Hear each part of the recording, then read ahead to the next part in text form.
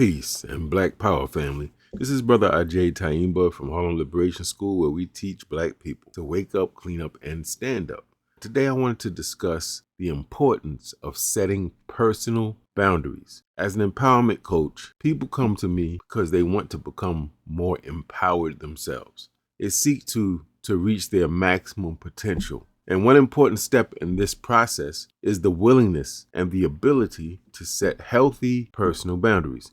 Now, when we say personal boundaries, we're talking about identifying behaviors, practices, limits that you find acceptable or appropriate. The goal in doing this is not to isolate yourself, but to create an environment that facilitates your success. Think of this as a very important form of self-care. How might you do this, you're asking? First, you want to give thought to the things that you need to feel comfortable, the things that you need to thrive. Now, this might include things like study, prayer or meditation, adequate rest, privacy, trust, financial savings, or quality time in your relationship. You must set personal boundaries in your life to make sure you have time for all those things. For example, to make sure that you have time to prepare for bed, or let's say do evening meditations, you might tell people that you do not accept phone calls after 11. They can call you after 11 p.m., but you're not going to answer it. This lets your friends, your relatives know your office is closed. Your office is always open. You're not going to have the time to do the things you need to do because you're allowing everybody in your space at any given time. Let's say that you want to save your money. Then you might set a boundary, a limit on how often or how much you eat takeout food. Because we know that when you go to the restaurant or Grubhub, it costs a lot. So you say maybe once or twice a week we'll eat out. And when we do get something from outside, we're going to spend this amount. To make sure that you're not overworked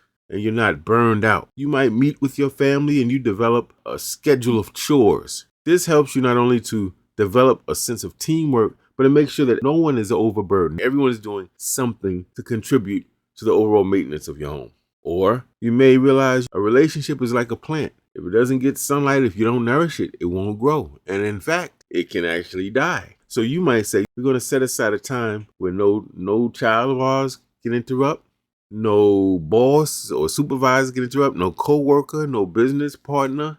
This will be our quality times. You and your partner connect, you communicate, you have fun together, and that helps to grow your relationship. You might say, I want to learn a new skill.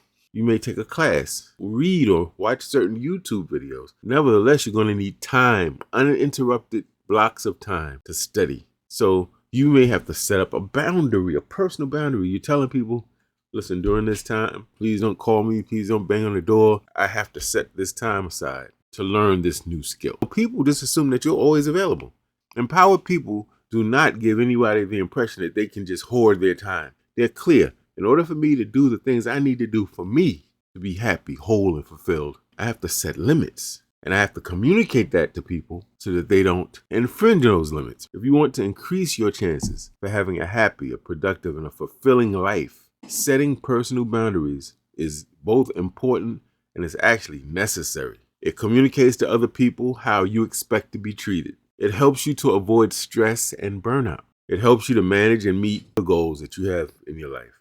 And it prevents other people from hoarding your personal space and time. It gives you space to operate, to think, to rest, to plan. Make sure that you set up healthy personal boundaries. Peace, Black Power, family.